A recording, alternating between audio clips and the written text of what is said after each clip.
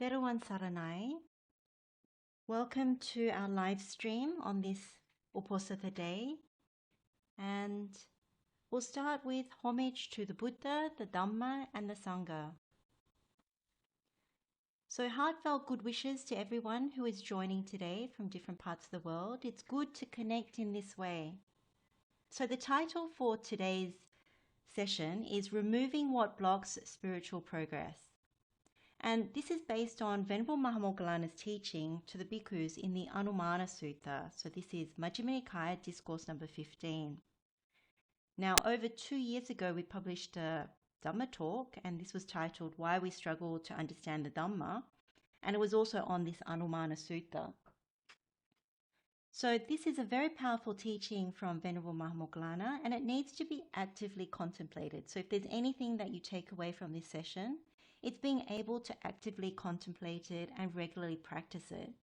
It can be useful in everyday life, so at home, at work, and in the broader community when you have dealings. But at the same time, our focus for this session is really on being able to look at how we can use it to help us on the spiritual path. So in today's session, we'll revisit the Anumāna Sutta and practice the Sutta meditation together. Now, what we'll cover is we'll have a quick look at how to get the best out of this session, so a few tips and reminders. But one of the key things about this session is the way we will be meditating together. So there won't be any long meditation periods, but a series of just short contemplations of just a few minutes. So everyone in this session can get a taste of what blocks us from spiritual progress. And we get the experience as well of following Venerable Mahamoggallana's instructions. And we actually purify the mind. So this is to ensure that after this session, you know you can go away and practice it afterwards. The key thing by the end of the session is that we want to be able to experience a significant wholesale change in our minds, and it's a wholesome one. So even though we may not go into deep samma samadhi, so right concentration, what we will do is experience concentration, and more precisely, vidya samadhi, so concentration due to effort. Now, we'll also have a broad overview of the Anumāna Sutta, and this is to see why the teaching is so important. So we'll briefly revisit the sutta and highlight where it fits in, like in the greater scheme of things. And we'll also go through the instructions on how to do the sutta meditation. And it's very simple because Venerable Mahamoggallana has only given us 3 main steps. And we'll also have a look at the simile of the mirror, which is also given at the end of the sutta. And the bulk of the time we'll be looking at contemplating each quality that makes us difficult to instruct. And this is to purify the mind. That's the bulk of where we'll spend our time. So we want to replace unskilled states of the mind that make us difficult to instruct with skilled states. And so we're able to train in those skilled states that make us easy to instruct. And finally, at the end, we'll be able to share the merit and blessings as well. So how to get the best out of this session? The first thing is to keep an open mind, and this is really to listen to what Venerable Mahamoggallana has to say and the instructions that he's giving us. The second is to be okay with not understanding everything. Whatever we understand is fine, and whatever we're able to practice in this session is maybe all we really need to know right now, and the rest will come later. And remember that we're all seekers, we're all learners. We're here to make that effort to develop the noble path. And during this session, we're walking it together. So we're leaning on each other's spiritual faculties to make this effort. And so apply yourself to the meditation. So really give yourself the opportunity to contemplate the Dhamma during this session. So not just listen, but take the opportunity to take your own examples and contemplate. In doing that, as it says, use your own examples, because this is the way we connect with the Dhamma. When we see the Dhamma directly for ourselves with wisdom, and this can really happen when we use our own examples, then we see the Buddha. So when we see the Buddha, we see the Dhamma. The final thing is to have good wishes for everyone. So anyone who's online with us right now, and anyone who has helped us to walk this spiritual path up until this point. So before we launch into the Anumāna Sutta, it's really good to remind ourselves of Venerable Sariputta's words in the Dasuttara Sutta. This is in Digha Nikaya, discourse number 34, and it's in the section on twos. And one of the things he asks is, which two things lead to decline or falling off? So in Pali, this is hana bhagya. And the answer he gives is being difficult to instruct and having bad friends. So Venerable Sariputta then asks, which two things lead to progress or attainment? So in Pali, this is visesa bhagya. And the answer that he gives is being easy to instruct and having good friends. Now, the key thing here is to know that in the Anumāna Sutta, it's really about what makes us either difficult or easy to instruct. So being easy to instruct is one of the two things that enables us to make progress and also attain on the noble path. So it's a very important thing. The second thing that is said is around good friendship. Good friendship, if you remember, the Buddha corrects Venerable Ananda in the Uposatha Sutta, and this is Samyutta Nikaya, chapter 45, discourse number 2. And what he says here is about good friendship, good companionship, and good comradeship, that it's half the spiritual life. This is what Venerable Ananda says. But the Buddha corrects him and says it's the entire spiritual life. So if we have a good friend, a good companion, a good comrade, it is to be expected that he will develop and cultivate the Noble Eightfold Path.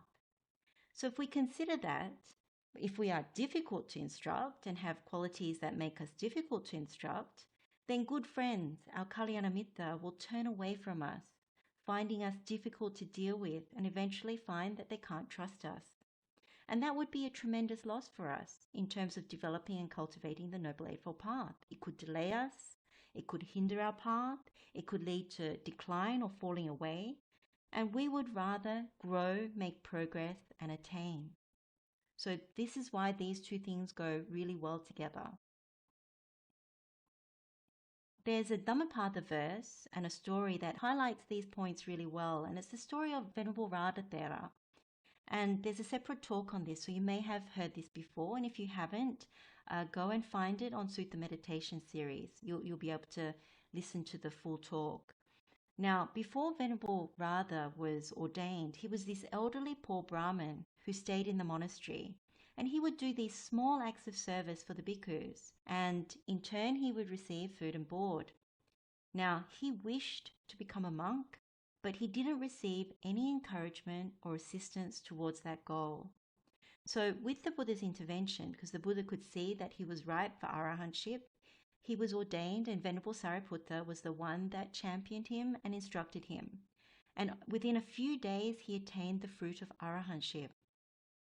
So Radhathera was praised by the Buddha for how strictly he followed Venerable Sariputta's instructions, saying he was easy to instruct, he was obedient, and he didn't have any resentment when he was admonished or reproved for any faults or failings. So Radhathera is a very good role model for us when it comes to having the qualities of being easy to instruct. And he was fortunate, of course, to have Venerable Sariputta as one of the two chief disciples of the Buddha to be his instructor. So the verse that the Buddha utters in this Dhammapada verse is, one should find and associate with a learned and wise person who sees one's faults and speaks reprovingly, just as a guide to some hidden treasure. It is better for one to associate with such a person, not worth. So when we are reproved or given feedback by good friends in the spiritual life, we don't often receive that as hidden treasure. So if that good friend is learned and wise, such as what the Buddha has just said, and they're coming from a wholesome place with good intent, then it's really worthwhile seeing that feedback as hidden treasure. We don't have to accept everything that is said, but at least we can receive it with grace and then go away and investigate it, or even ask questions like, do you have an example, or what do you mean? And then we find out whether it's true for ourselves. Now, if it is true, then we can be thankful for that feedback.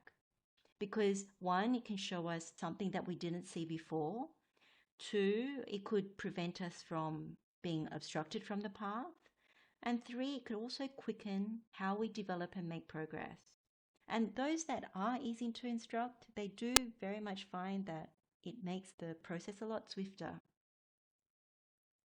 So now let's have an overview of the Anumāna Sutta. We'll just give a broad overview. We won't go through the whole sutta word for word because there's a full-length Dhamma session that's there if you want to listen to it again or if you haven't seen it before. And that has extended explanations that can be quite helpful. So firstly, Venerable Mahamoggallana gives this teaching to the bhikkhus about two kinds of persons. The first person is someone who asks to be admonished or instructed, yet they're difficult to admonish or instruct, and they have qualities that make them difficult to admonish or instruct. So that person responds with impatience, they don't take the instruction properly, and their companions in the spiritual life start to think that that person should not be admonished or instructed, even though that they have requested for it. And in time, they consider them untrustworthy. The second person is someone who doesn't ask, yet is easy to admonish or instruct and has qualities that make them easy to admonish or instruct. So this is in contrast to the first person. They are patient. They take the instruction properly. So the companions in spiritual life, they think this person, yes, this person can be admonished, can be instructed, even though they haven't asked for it. And the companions in spiritual life would be willing to do so and would consider this person trustworthy. In each case, Venerable Mahamoggallana explains 16 qualities that make one difficult to instruct and 16 qualities that make someone easy to instruct. So difficult to instruct is duvaco in Pali, and easy to instruct is suvaco in Pali. So we're going to be meditating on each one of the ones that makes us difficult to instruct. Because when we make the effort to abandon the unskilled qualities, then we're able to train in the skilled ones. And it's also a sign of someone who is ready for stream entry, as well as someone who has already attained stream entry, willing to abandon unwholesome states. And also another characteristic of being a stream enterer or above is that you're willing to admit transgressions or offenses and ask for forgiveness for those things. The other thing to bear in mind is that when we cut off the nutriment for the hindrances and ignorance, which is really misconduct, so in this case mental misconduct, then we're able to cut off ignorance and we're able to develop wisdom. So this is from the Avijja Sutta. It's very, very important because most of us don't realize when we allow defilements in the mind, then this is very supportive of the hindrances. And when the hindrances are there, that becomes the food for ignorance. Now, Venerable Mahamoggallana instructs that if we can infer and take measure of ourselves, there are 3 simple steps, and this is what we're going to use for the sutta meditation. So we'll clarify that a little bit more later on. Venerable Mahamoggallana also says and encourages regular review, and this is to make effort on a regular basis to abandon unskilled states. And he says that if we do so, then we can abide happy and glad that we're training in skilled states. And he also applies this simile of the mirror at the end of the teaching to help us connect with the Dhamma. And it's a simile that the Buddha has used frequently as well when teaching about self-examination of one's own mind. So it's useful to also know that. So why is this teaching important? Well, we've already seen that it details what blocks spiritual progress and it gives us a means for measuring ourselves. It also gives us clear instructions about how to remove those blocks, and that's what we're going to do today. And thirdly, it encourages regular review. So it's supportive of making spiritual progress. So the other thing that it talks about as being important is that it supports maintaining good friends. As we've seen from the suttas that we've just been through, is that when we are able to be easy to instruct as opposed to being difficult to instruct, our friends trust us and they're willing to walk the path with us. So that's the main thing. The other thing is it's a prerequisite for cultivating metta or loving kindness. So we know from karaniya metta, suvaco is the 3rd step when we meditate on the insight pathway. So we know that we remove things like envy, stinginess, derogation, disparaging when we do the meditation as a quick way of doing that particular component part. But when you look at this Anumāna Sutta, there's 16 qualities. One of the things about karaniya metta is that if you really meditate on these 16 qualities and you remove the ones that make you difficult to instruct and you're able to train in the ones that make you easy to instruct, then you actually cut off some of those additional steps in between and you go straight to duvaco, which is prudent or wise. That's how powerful the Anumāna Sutta is in terms of being able to cultivate metta. And the last one is from the Anguttara Nikaya. It talks about if we cultivate these qualities of being easy to instruct, then it leads to the continuation, persistence, and endurance of the true Dhamma. So this is from Anguttara Nikaya, chapter 4, discourse number 160. So before we start contemplating the qualities that make us difficult to instruct, it's good to gauge the state of our minds right now. We'll be taking another look at the end of our session. And for some, it's already been a very long week. So there's been a lot of activity with work and other duties and responsibilities. And we're starting to think about what's going to happen with the next working week. So the mind might feel a little tired, a little frustrated, a little sad, a little anxious, something like that. And for others, it may be a little different. But whatever the case may be, we're not judging the mind state, but we're simply taking a few moments to register what the texture of the mind is right now. So just take a few moments.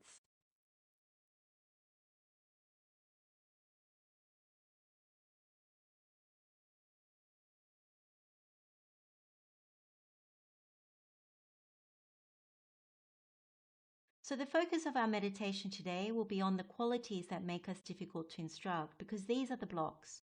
So if you're familiar with suttas such as Vatupama Sutta, Anumāna Sutta, Saleka Sutta, and similar ones, then you can see that it overlaps with some of these mental stains or unskilled states. So the qualities we have, if we just summarize, are has bad wishes and is dominated by bad wishes. So in Pali, this is papicho hoti, papikanang, ichanang, vasangato. And then we glorify ourselves and have contempt for others, atukansaka paravambi. And then there's 4 different categories of anger. So angry and is overcome by anger, angry and hostile because of anger, angry and stubborn because of anger, angry and utters words bordering on anger.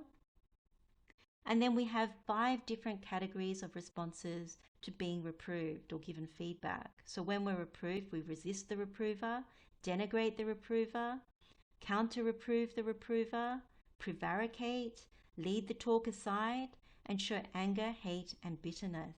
And the last one in the set of 5 is fails to account for one's conduct.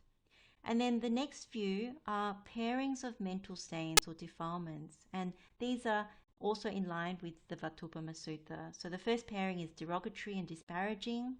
The second is envious and stingy. The third is fraudulent and hypocritical. And the next one is obstinate and arrogant. And then the very last quality, the 16th quality, is adhering to one's own views, holds on to them tenaciously, and relinquishes them with difficulty. So that's what we will be meditating on in a little while. So how do we do this meditation? Venerable Mahamoggallana gives straightforward instructions when it comes to removing the qualities that make us difficult to instruct, so the blocks to spiritual progress. The first thing he says is, we consider a person with any of these 16 qualities, making them difficult to instruct, we would find them displeasing and disagreeable. And then secondly, we contemplate, if I were to have any of these 16 qualities making me difficult to instruct, I would be displeasing and disagreeable to others. And then the third part of it is, therefore, once you see that, you say, I shall not have any of these qualities that make me difficult to instruct. So you can see it's very straightforward. The first one is, once we know what the quality is, we realize we don't like it in other people. The second part is, if we have it, well, other people wouldn't like it in us. And then as a result of really seeing and including our own examples in that, we would make a strong determination. I don't want to have this because it makes me difficult to instruct. So where we get to with this is seeing this list of what makes us easy to instruct. that if we purify our mind of all 16 qualities that make us difficult to instruct, then we get to train in the skilled states and these qualities that make us easy to instruct. So it's the opposite of what we just went through. So let's now start looking at each of the qualities that makes us difficult to instruct. So for each, I'll give a short explanation. And then if there are any useful sutta references, I might mention that as well. And then I'll give a few examples to start us off. And then we'll do a short meditation just for a couple of minutes using Venerable Mahamoggallana's instructions. So the first quality that makes us difficult to instruct is having bad wishes and is dominated by bad wishes. So papicho hoti papikanang ichanang vasangato in Pali.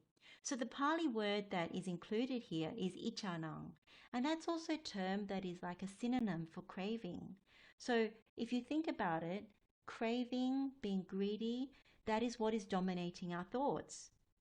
This quality is best explained in the Anumāna Sutta. So if you know the Anumāna Sutta, this is Majjhima Nikaya Discourse number 5.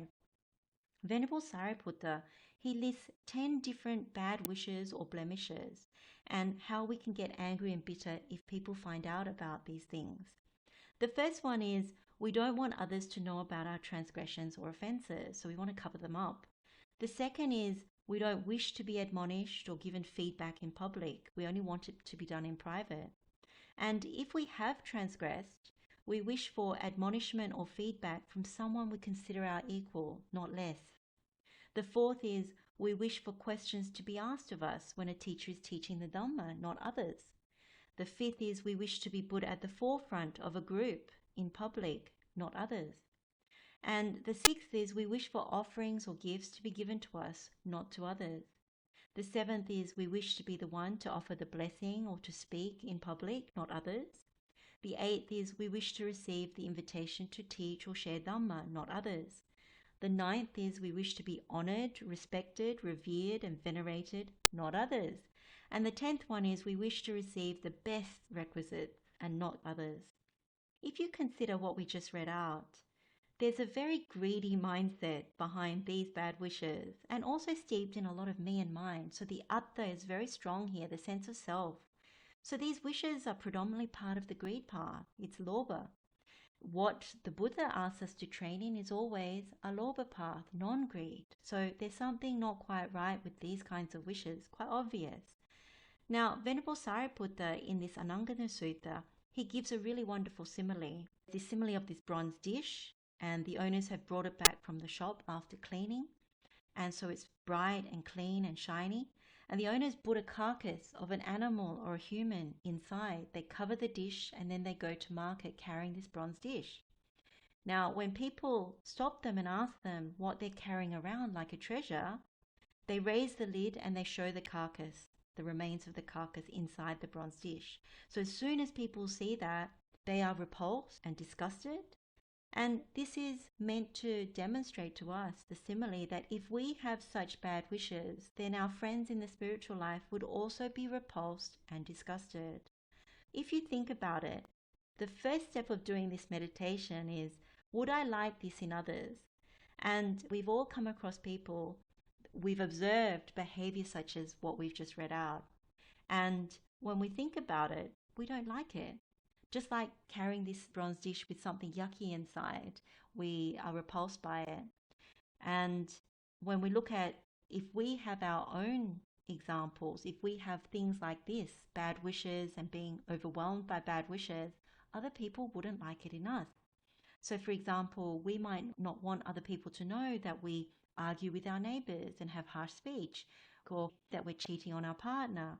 We may not want other people to know that we're doing something bad at work, or that we're having problems with our relationship with our children, or something like that. Another example could be in terms of receiving feedback.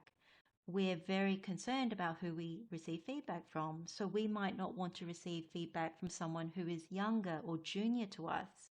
So there's a sense of bias towards age, or it could be older, or whatever the case may be. And the same with gender. We may prefer someone of a similar gender or not someone of a different kind of gender not to be giving us feedback. And The same thing with the people at work, someone we don't like, we may not want to receive feedback from somebody like that. So we have these particular preferences, and that obstructs. We have these bad wishes. The other one is if we go to a place and we expect to be invited to eat first, or to get the best seat, or to be praised for something we've done.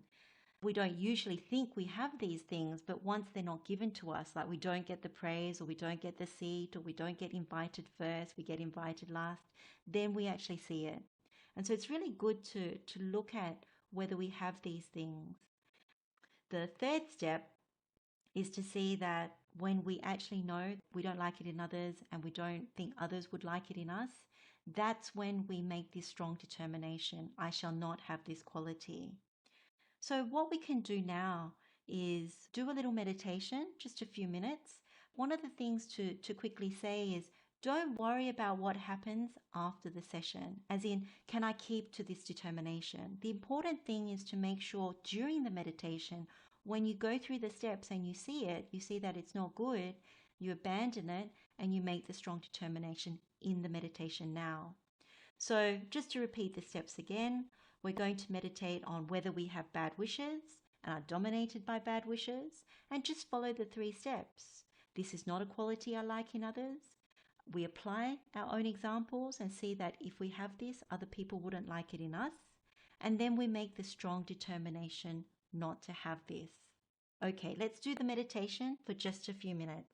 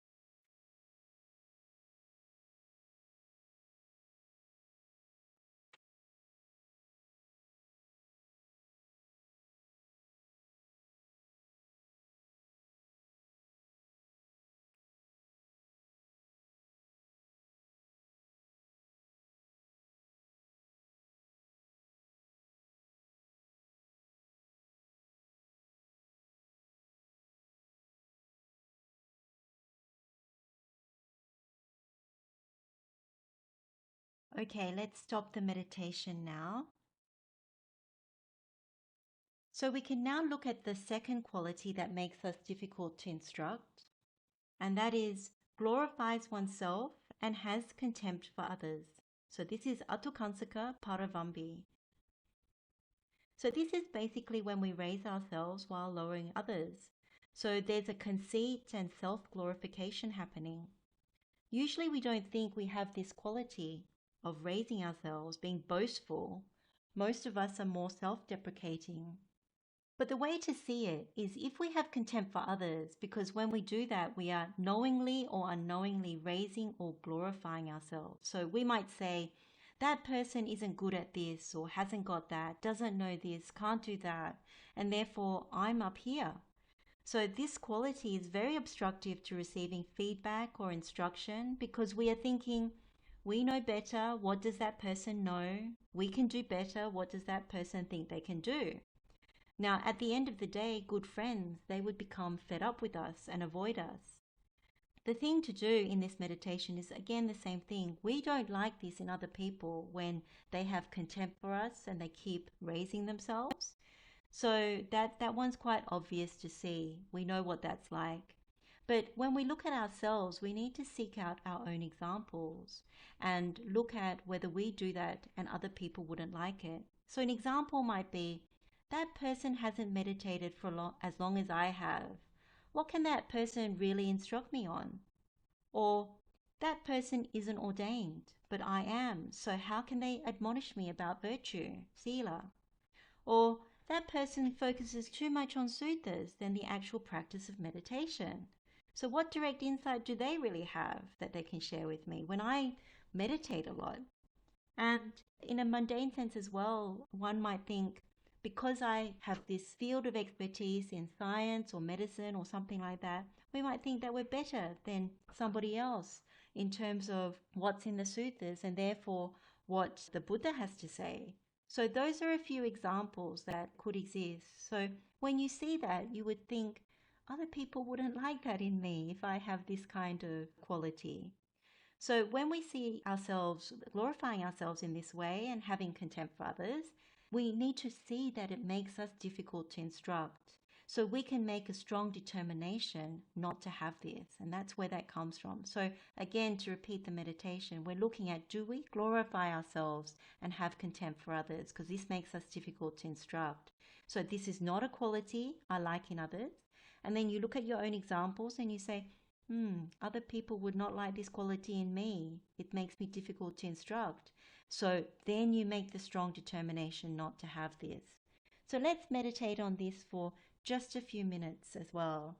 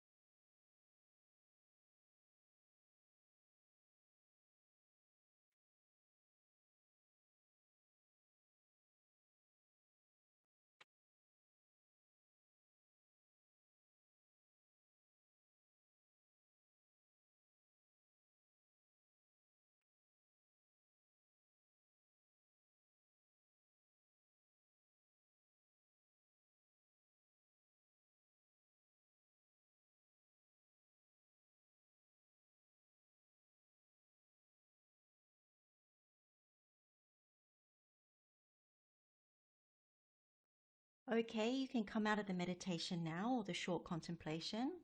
So we now come to the next four qualities that make us difficult to instruct, and they're all under the umbrella of anger.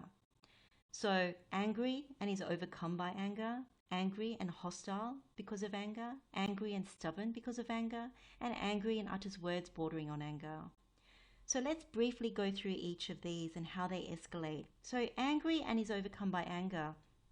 When we receive feedback or instruction, what arises is mental hate. So it comes in the form of, how dare you tell me that? Or, who do you think you are to tell me or instruct me or admonish me? Or, what do you know? or something like that. That's what's flooding the mind, the thoughts of anger at the person who is trying to help us. When the mind is like that, rather than listening, we're overcome with anger. So examples could be telling that person off in our minds, inwardly fuming, resisting completely what they're saying. The second one, angry and hostile because of anger, this is where we've labeled a person who is giving us the feedback or instruction. We might even hold a grudge against them because of something that they've done before. So there's a permanency that is added to our anger because we put that person into some kind of mental file folder, and we think that person has harmed me in the past, they're harming me now, and will harm me in the future. So anger has this quality. Of course, we're not going to listen to the person or heed their counsel because of our hostility and our grudge. So in our minds, we could be calling them names. We could be thinking about what they've done before. And internally, we're completely just blocking whatever they're saying to us. There's no chance. It's like no chance of listening to it. And then angry and stubborn because of anger. Here we're angry and we're stubbornly holding on to our position like a battle. So we might have listened to a little bit of it, and then because they're talking about something that we don't agree with and we're getting angry, we just hold that position. We're not willing to back down from the anger.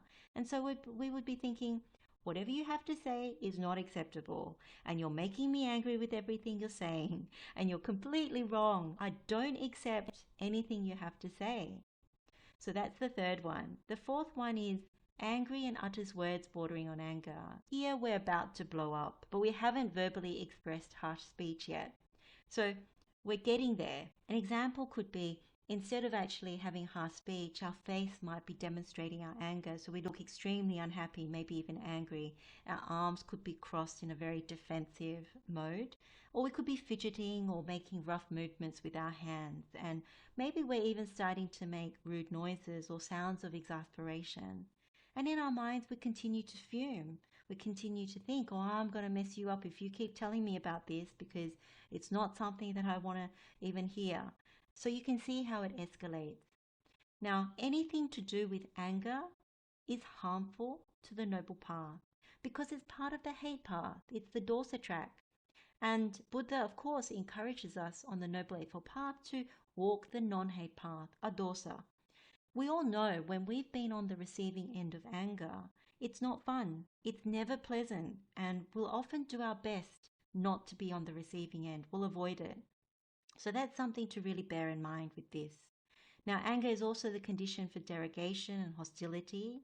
So we can see that it's very obstructive to receiving feedback or instruction because we put up very strong mental blocks towards anyone trying to give us advice, any feedback, any instruction.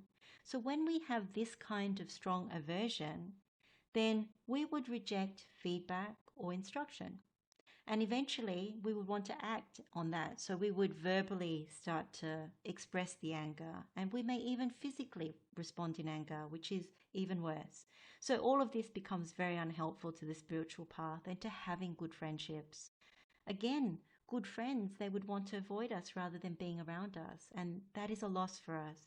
So to do this meditation, we're not going to meditate on each one. Instead, just for a few minutes, just pick one of these forms of anger and explore it. So we can definitely see we don't like this in other people, especially if it escalates.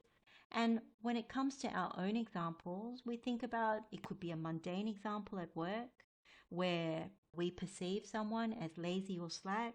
And when they give us a piece of advice, we're not willing to accept it, and we might be hostile towards them because of the grudge we're holding because we consider them lazy or slack. So that's a mundane example.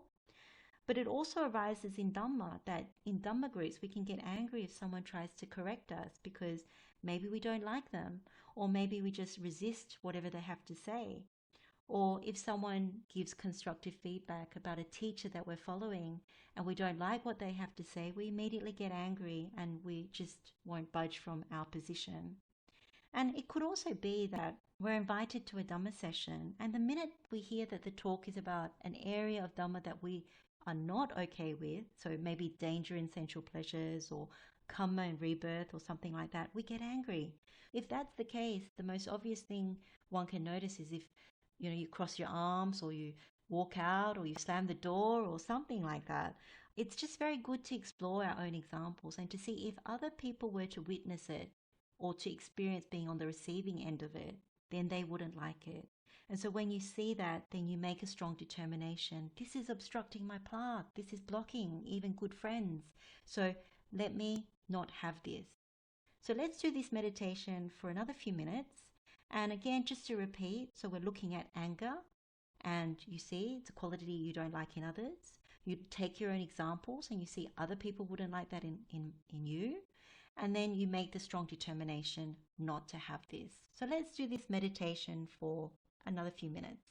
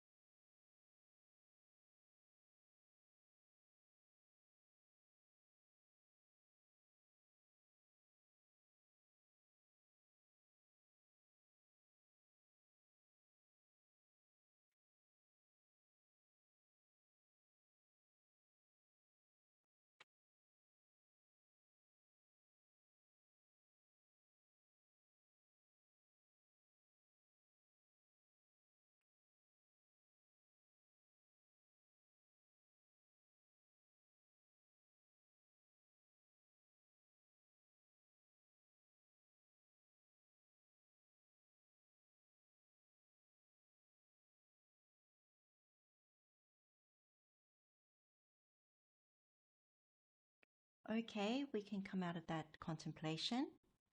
So we now come to the next 5 qualities that make us difficult to instruct. So these come under the umbrella of how we respond when we are reproved or given feedback. They are: we resist the reprover, we denigrate the reprover, we counter-reprove the reprover, we prevaricate, lead the talk aside, and show anger, hate, and bitterness. And the last one is we fail to account for our conduct. So let's briefly go through what these are. So when we're reproved, we resist the reprover. With this one, we're unwilling to accept the feedback or instruction. So our mind stays firmly closed to what the person is saying. We're not listening with eager ears, for example. We're not open to investigate if it is true or helpful. The mind just simply says no. The second one, we denigrate the reprover. This next one is where we start to belittle the person who is offering the feedback or instruction. It's almost like we go into attack mode. We would rather challenge and demean the person and pick holes in them rather than look at what the person is pointing out. And so we're really not wanting to look at ourselves. So we might think or say, you don't know what you're talking about. Your practice isn't good enough. You've been doing this for only a little time, and things like that. And so we put the person down so that we don't have to take on what they're telling us, nor even check on our own conduct or practice and to see whether what they say is true. The third one is when we counter-reprove the reprover. So whether we know it or not, we're also in attack mode here. Rather than simply taking the feedback or instruction and digesting it, investigating it, instead we argue back and we counter-reprove the reprover. So deep down, there's just a lot of denial and an unwillingness to open up. We might even make stuff up in order to win the argument and get into it with the person who's giving us feedback. We might even make stuff up and argue. And then the next one is we prevaricate, lead the talk aside, and show anger, hate, and bitterness. So here, we want to change the subject, get the topic back onto something else or someone else. We might try all different kinds of topics in order to prevaricate, so the discussion doesn't come back to ourselves. And the feedback or instruction that's offered by the person, we just want to avoid it. So we may also get heated and angry about it because we might be thinking that this person is picking on me or they're highlighting all the bad points. Therefore, we might become quite rude, we might be quite rough in how we speak back to the person, and also impolite in how we gesture towards the person. We might be pointing fingers and waving our hands, and this usually happens when we feel quite exposed by the person's words. And the interesting thing is when we do feel exposed by a person's words, normally it means there's something good to look at there. Now, the last one is when we're reproved, we fail to account for our conduct. So this one is basically like greeting the feedback or instruction with silence, like a brick wall being blank. The person might be talking to us, but we're completely closed off. So concrete bunker, brick wall, that's what comes to mind. We don't even bother to give a response, let alone give an account of our conduct. So we're not interested, not open, not bothered to connect at all. So all these things, they're all very obstructive to receiving feedback, instruction. And what we do is that we're rejecting. And whichever way it comes, we deny, we reject, we refuse, we argue, we obstruct. Again, there's a very strong sense of self, atta, that is kicking in here. This is quite a usual response when it comes to being criticized or admonished, when people give us feedback, and also when they give us advice. This is very unhelpful to the spiritual path and to good friends, because good friends, they would eventually get really fed up because that behavior becomes really difficult. And eventually they'll avoid us because they'll think it's just too difficult to be around this kind of person. And the same thing applies to the one we said before about being angry. In fact, all these qualities. And they would think, what is the point of trying to help this person when they don't want any help and they're not open? And so that type of thing really doesn't foster trust.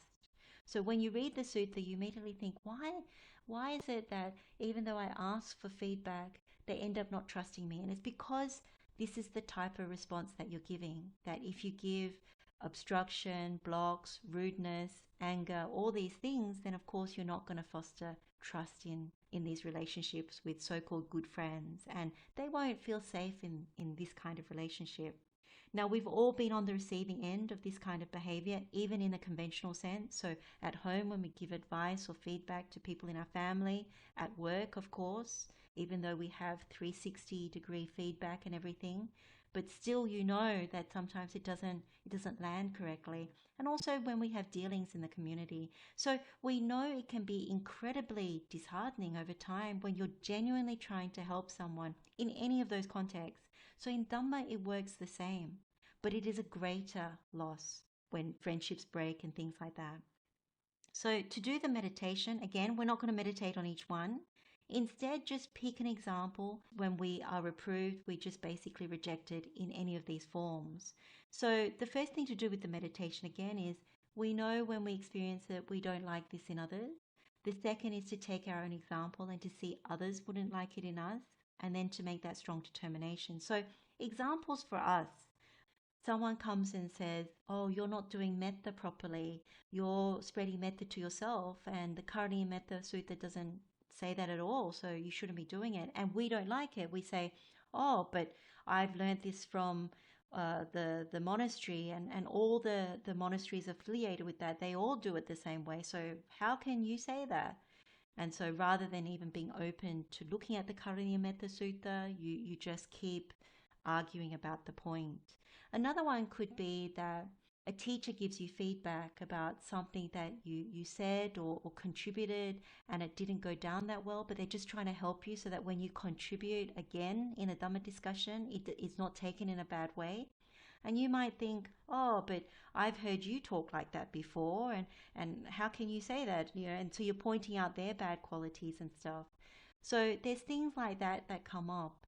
And it's really good to look at how we obstruct, how we resist, how we belittle the person trying to help us, how we argue, and so on.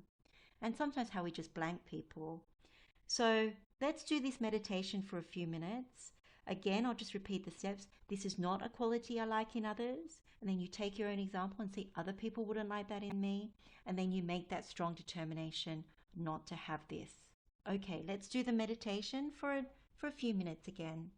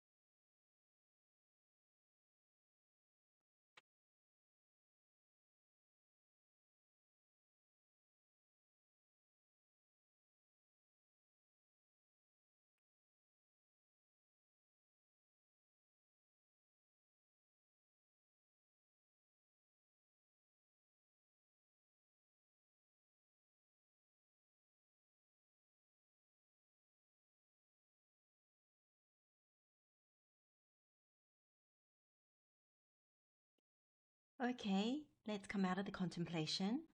So now let's look at derogation and disparaging. So if you're familiar with the Anumāna Sutta, so you have seen some of these mental stains or defilements before, you'll be familiar.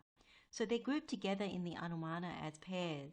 And the first pair is this derogation and disparaging, so Makka and Palasa. So derogation, that can also be translated as belittling, Makka, or demeaning. So when we're angry, we tend to derogate. When we derogate, we remove people's good qualities. We belittle them, find them lacking. So we may think that person doesn't deserve that, or they don't have this experience or thing, or they shouldn't be like that. And so we can think it should be me, it should be mine. So there's something in there that we want to claim. So some examples are one of our siblings may be more favored by our parents and praised for being generous. So instead of being happy for them, we might think, oh, they're just throwing money at the parents, while I go and visit them and actually do things with my time and my presence. And so there's belittling of the act of generosity of one sibling. And in that, we might be thinking, I should be getting the praise from the parents. So that's a mundane example. There's similar examples that you probably can think of from work and different kinds of relationships. But in Dhamma, the most important one is seeing that if we derogate the Buddha, so sometimes when we're frustrated at not understanding parts of the teaching, we can belittle the Buddha by saying, oh, we're more advanced now than at the time of the Buddha. It was different back then. So there's no need to understand this aspect of the Buddha. He didn't mean that, or let's not use that part. Let's just leave that part out and let's just try and understand the bits that we think are more favorable. And so in that way, what we're doing is removing the good qualities of the Buddha, because the Buddha was perfectly enlightened all on his own. He has 73 different Buddha knowledges. He has the perfections that he's perfected over many lifetimes as a bodhisattva to become a Buddha. He took the oath from another Buddha to become the Buddha, and so on and so forth. And even when we raise science or philosophy or some other area of study above what the Buddha has taught, then it's also obstructive. It's something to really look at without even fully penetrating or understanding the Buddha's teachings. So those are some examples of derogation. With disparaging, palasa, this can also be translated as divisiveness or bullying. So it's conditioned by hostility and holding grudges.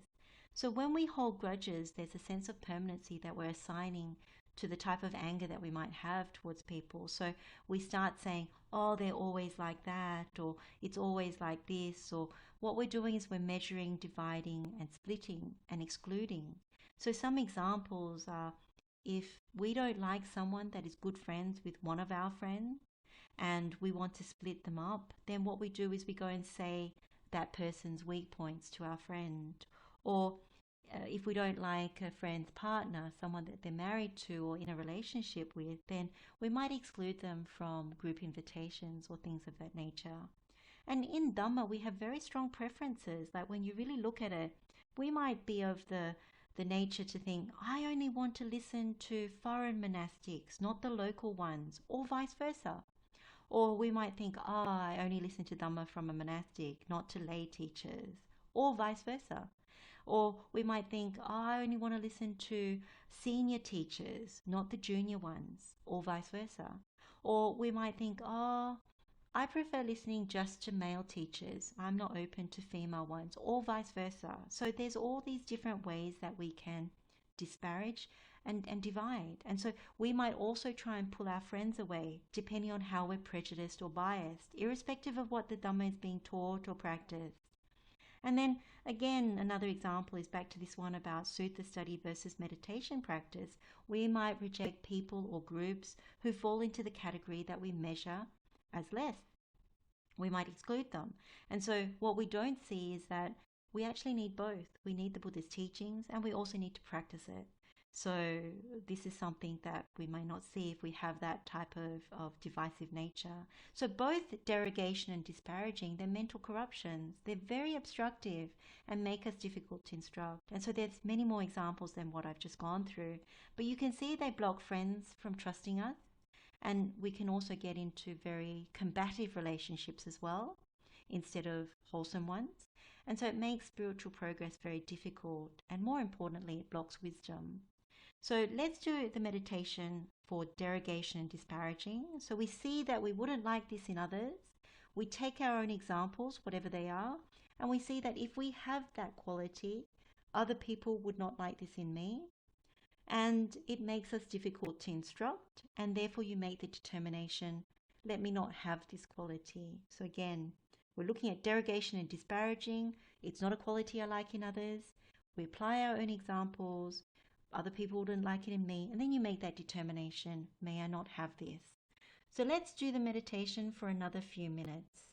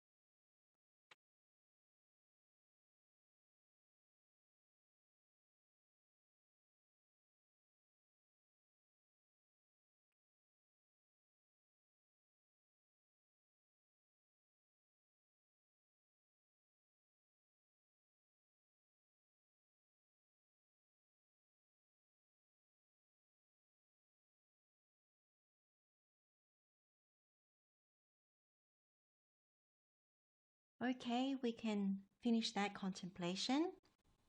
So the next pairing is envy and stinginess. So isuki, hoti, machari in Pali. So envy is isuki. It's also known as issa in Pali. And this can be translated also as jealousy or resentment.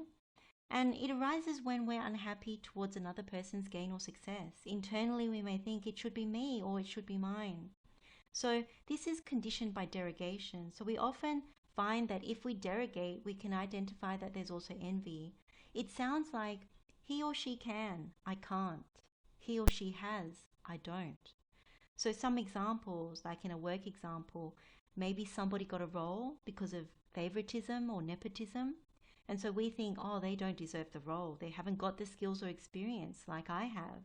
They should have given me that role. And in Dhamma, again, like somebody gets the opportunity to share Dhamma, and you think, oh, this person's practice isn't really good enough, and how they speak Dhamma is really basic. And so inside you think, oh, they should have invited me. And then another one could be seeing that somebody can enter the jhanas or the formless attainments really easily without difficulty, and you know that you can't. And so what you think is, oh, but we don't really need to practice those things. It's not a big deal. So we're putting that down. And we also say, oh, it's not important because we can get too attached to them. Now, there's relative truth in that. But the thing is that it's out of jealousy that we're really saying it. Secretly, we might really want to enter the jhanas and the formless attainment. So the other quality here is stinginess, macharya. And so this can be translated as well into selfishness. And of course, we know it's the opposite of generosity. So this is conditioned by disparaging. When we are stingy or selfish, we're very protective of gains, protective of things that belong to us, not willing to share, not willing to give to others. And so we start putting up clear boundaries and exclusions. So it can sound like, I don't want to give to that group. Let's not invite this person. This group, not that group. And so there are 5 types of stinginess, if you remember. Stinginess regarding gain, so not sharing or giving material things or gains.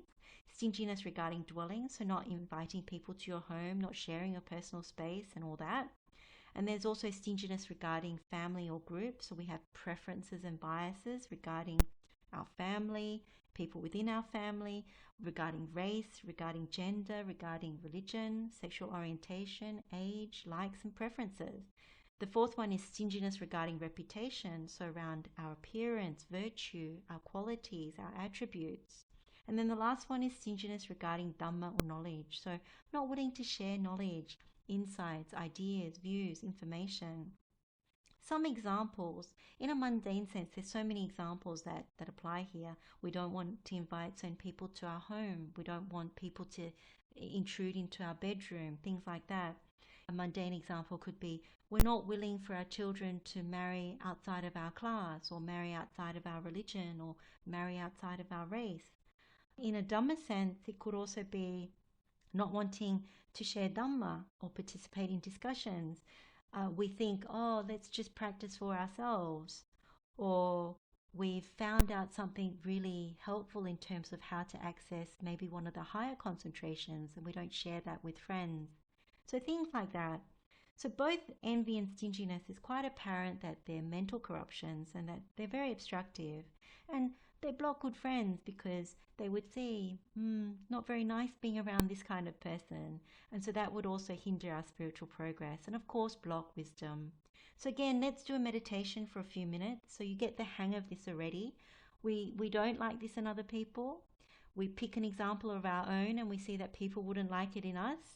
And then seeing that makes us difficult to instruct, this envy and stinginess, we make the strong determination not to have this.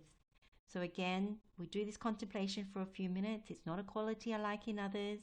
We apply an example of our own, see that other people wouldn't like it in us, and we make a strong determination not to have it. So let's do this for another few minutes.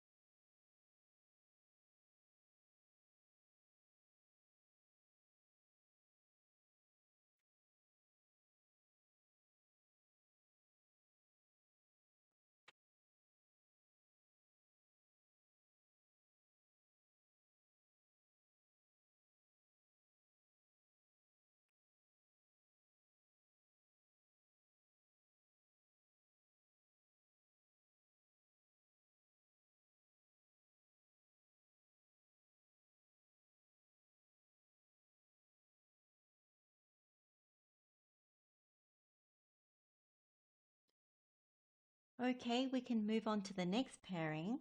And this is the pairing that is fraud and hypocrisy. So Satha, Hoti, Mayavi. So fraud is this Satha. It can also be translated as dishonesty, corruption, cheating, trickery. And it escalates from stinginess. So we may cheat to gain or even cheat to hold on to something that we value. And often we fear being found out as a fraud. So some examples in conventional sense is cheating on tests and not wanting anyone to find out, overcharging someone for something, misappropriating funds or assets at work, tricking people into making donations and you lie about the reason for it. It's also in terms of Dhamma, we might pretend or project a certain level of mindfulness when people are looking, but when they're not looking, we completely drop it. And that's in order to receive something. So that's not very good. It's also when we teach Dhamma and share it and we take it as ours. Like we don't attribute it to the Buddha when it really has come to the Buddha. If you read the suttas, you always find that the arahants, they always attribute the teachings to the Buddha. Even if someone praises them for saying the Dhamma really well, they always give it back to the Buddha. It's the insight of the Buddha. Nothing that they've said is new. So that's also something to bear in mind if we share Dhamma or start to think of it in that way. Hypocrisy, Maya, this can be translated as pretentiousness or deceit. It arises when we're fake, when we lie, when we pretend to be something that we're not. We might also claim to have something like more sila than we really have. And we might try and hide our bad qualities or transgressions. So already we know if we try and hide those things, that's not ready for Sotapanna, so stream entry, or not someone who's attained, because someone who's attained would always declare, especially if asked. This particular hypocrisy is conditioned by envy. So due to envy, we can be quite inauthentic, not happy with ourselves. So we pretend and deceive others in order to show something. And inside hypocrisy, what we find are lies. There's a huge amount of inauthenticity there. So for example, the most obvious one, just like this picture shows, is when we post to social media. We usually post picture perfect posts and it doesn't really reveal the unhappiness that is there at times, or it doesn't really reveal what it's really like. It's just all the peak moments. So it paints or projects a particular type of life and it's not true or complete. So there's some hypocrisy in that. And then also we might advocate certain beliefs or ideals that we don't actually put into practice. So for some people, it could be that they're animal advocates, but they keep eating meat or something, or climate change advocates, and then they keep using a lot of fossil fuels or something. And so we might pretend and project these things, and deep down we're still not really walking the walk. And so when it comes to meditation practice in Dhamma, there can also be pretense and projection for reputation's sake, that we project that we keep more sila than we really do, and we project that we meditate more than we actually do, all those sorts of things. So both fraud and hypocrisy are mental corruptions that are obstructive and make us difficult to instruct. Again, you can see there's a lot of self, there's a lot of atta in it. This would definitely block good friends from trusting us and also hinder our spiritual progress. So it's very good to remove this block. So again, let's do the meditation, contemplate for a few minutes. We wouldn't like to see this in others, and therefore just pick an example of your own and see that other people wouldn't like to see this in us, and then make that strong determination. So let's do this for a couple more minutes.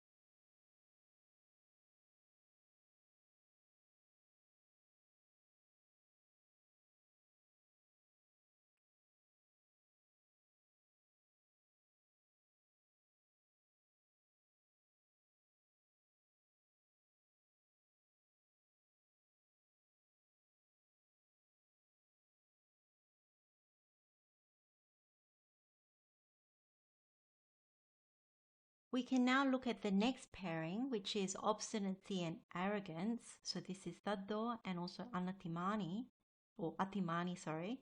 So obstinacy, taddo, is also translated as stubbornness and mental rigidity. So when we are obstinate, we're usually holding on to strong views and opinions. So we're unwilling to bend. We demonstrate an inflexibility, and of course it's linked to arrogance and conceit. So we don't want to listen to others. We think we are right and our views are the correct ones. And so it sounds like I'm right, you're wrong. And we assign permanency to what we're holding on to as the truth. So those who try to help us, they find us to be quite hard-headed, stubborn and inflexible. So some examples, the first one is a mundane example. We could be not speaking to a relative or friend over some argument from a long time ago. Or it's couples arguing over household responsibilities or some other matter. And could be one person thinking as part of that couple one thing and the other person thinking another, and both won't budge. It can also be in Dhamma, very strong Dhamma viewpoints and arguing about the things, like just getting into Dhamma debates. Sometimes you also see this very much on Dhamma forums, that people just keep writing back and forth and they never agree. And so there's a lot of obstinacy. A lot of it is actually very akusala because it doesn't actually land somewhere that is particularly wholesome.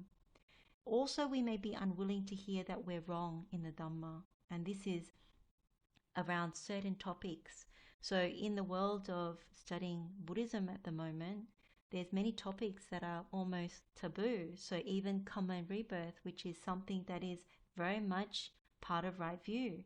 Or it might be about painful practices, dukkha patipadas, the painful practices with slow realization and quick realization, having to do meditations on painful objects or something like that. People would prefer to do profitable direction meditations that are around pleasant practices or the formless attainment. So sometimes what happens is we can be very obstinate about not going in those areas that we don't like. But the thing is, with Dhamma, we need to look at the whole of it. So with arrogance, atimana, this can also be translated as superiority conceit. And in this case, we think we're better than others. So we have a bloated opinion of who we are, what we do, and what we know. It's caused by a lack of virtue, dusila in Pali. So this is like immorality. When we are arrogant, what it sounds like is, I'm better than you. I have more than you. No one can do what I do. I know more than you. And so on like that. When there's arrogance, it props up our sense of self. And it makes us believe that we can make things last. And so with this misapprehension, it's very difficult to want to hear the Dhamma from anyone else, let alone feedback, admonishment, or instruction. We're more than happy to live in ignorance of truth. And because we believe that we can fix things when things go wrong, throw money at it, use whatever influence we have. And also, we kind of refuse to see that conditions are unlasting, subject to change, and result ultimately in dukkha. So some examples for arrogance are, we think, say we're at work, we think, oh, what I produce is better than my manager's. The talk that I would give to present is better. Or we have this attitude when we walk into any place, we think, do you know who I am? Do you know the position in the company I have? The knowledge I have? The influence I have in the community? The respect I'm given? You should listen to me. So that's what arrogance could be like. And even when we get sick, we might think, I'll beat this. I'll find the best doctors and I'll pay a lot of money and I'll obliterate the illness, and not seeing the truth about illness, that with these bodies we're of the nature to sicken. And in Dhamma, sometimes we can arrogantly think, let me practice the higher meditations and I don't need to worry about dana, giving, and I don't need to worry about virtue, sila. That's for cultural Buddhists or something, and I don't need to worry about gradual teachings. I want to do cittanupassana, developing the mind. And so that can be quite arrogant. Or we might think, my insight is better than even the Buddha's or one of these teachers. And so we think what we say in Dhamma is more fragrant. We don't want to read out the words of the Buddha because we think, oh, let me share what I have. It's direct insight. And I'm okay discouraging people from the Buddha's words. Or we take something like philosophy or science and we raise it higher than the Buddha's words, and we haven't even investigated the Buddha's words fully, yet we are prepared to practice something else over that, or construct something out of a mixture of things. Another one about arrogance while we're on it is around when friends come and say to us and encourage, you should actually start listening to Dhamma now. You should start learning to meditate now while the faculties are still sharp. And what we say to our friends, or we think to ourselves is, I've got plenty of time. Yeah, I can do this later. Let me focus on the life stuff first. I'll wait until 20 years' time or something, and it'll be okay then. And the thing is, we forget out of arrogance, there's no guarantee that there is a later. Your death is coming. We just don't know when. So both obstinacy and arrogance are mental corruptions that can be very obstructive. They make it difficult for us to be instructed. Like, we've been on the receiving end of these kinds of corruptions, and we know that good friends wouldn't trust us, because if we can't trust other people because of these qualities, then why would they trust us? And so it blocks wisdom as well. So let's contemplate this for another few minutes. We don't like this in others, and then take an example of your own and see that others wouldn't like it in us, and then see that it makes us difficult to instruct, and then make that strong determination not to have the quality. So let's do this for a few minutes, and then we'll do the last one.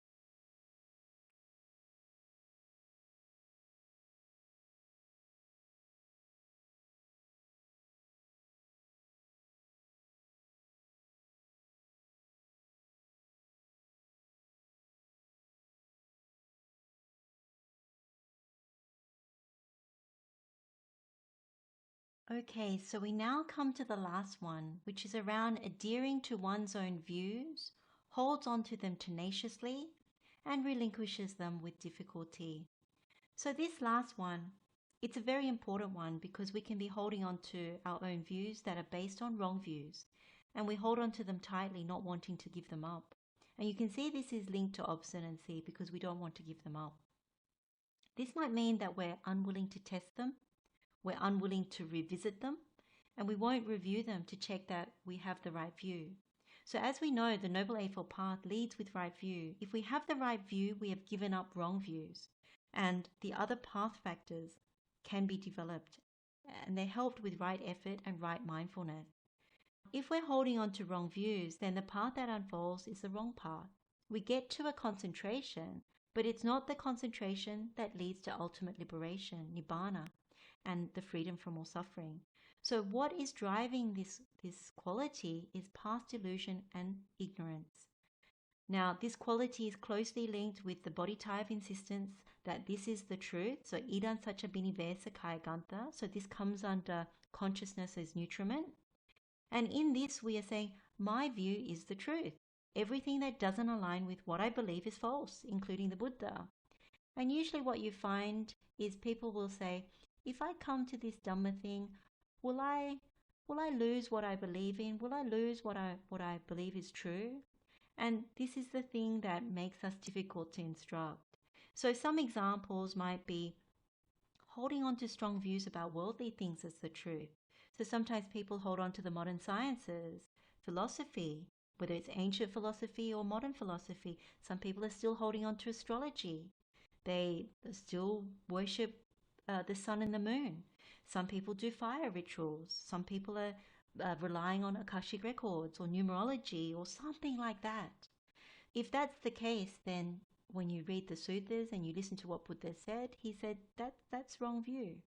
And then there are other things that come under this. It's also when we reject certain aspects of the Buddha's teaching. So we're prepared to say, let's discount karma and rebirth. And that's a fundamental component of right view, whether it's mundane right view or supramundane right view. Or we think, okay, in terms of the precepts, I'll keep the first one, the second one, the third one, the fourth one, but I'm going to ignore the fifth one. So I'll take intoxicants and I'm not concerned that it breeds negligence. So, and I don't care about the karmic result of it being madness or anything like that.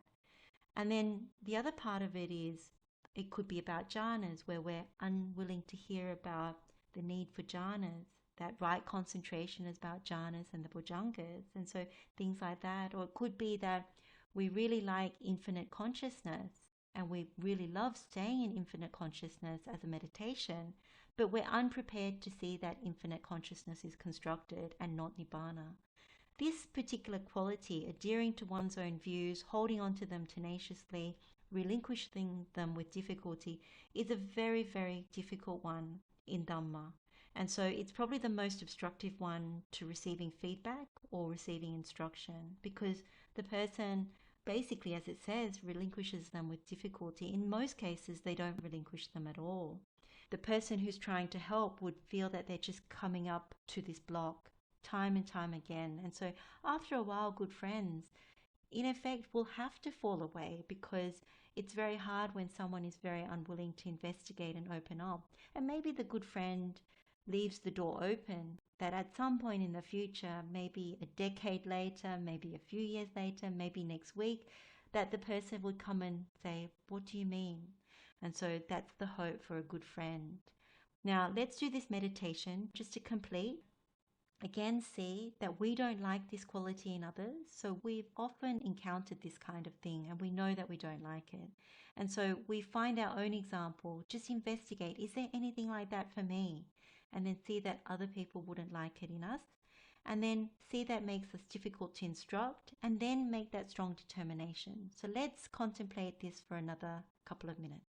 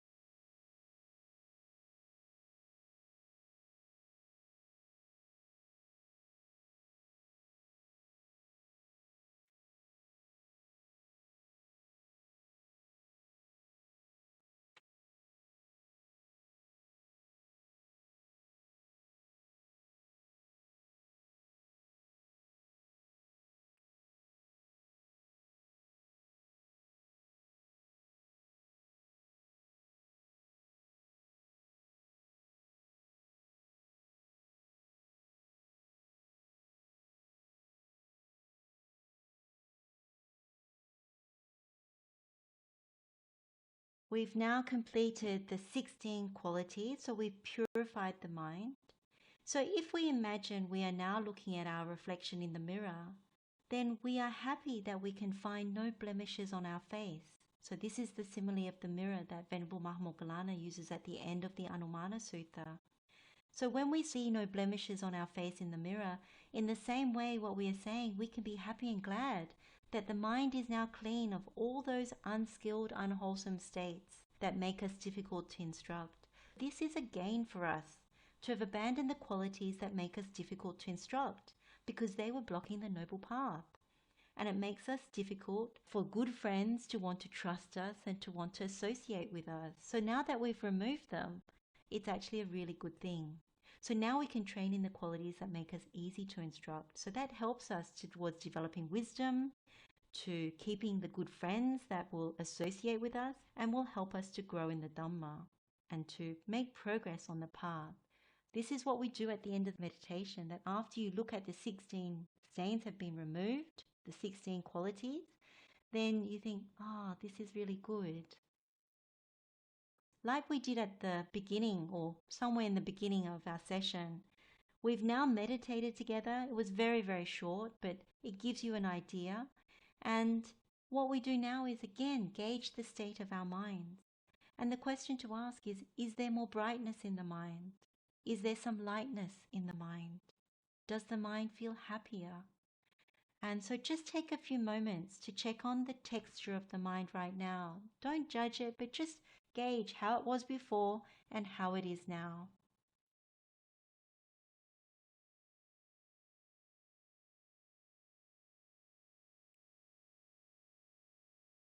So we've now come to the end of our live stream Dhamma session. The encouragement with this Anumāna Sutta is to regularly review. So regularly review whether we have the qualities that make us difficult to instruct. And in that way, it's easier to train in the qualities that make us easy to instruct, the skilled states. When we actually do this regularly, what you find is that it makes the spiritual progress quicker. We're willing to see things and people are willing to come to us to help us. And in that way, we start to learn more in a faster fashion. So it can be very beneficial in everyday life. But most importantly, we can dwell happily, making the quick spiritual progress and also have the help of good friends. Let's now share the merit and the blessing. So if you would like to dedicate the merit from joining this session to any departed relatives, then do so now.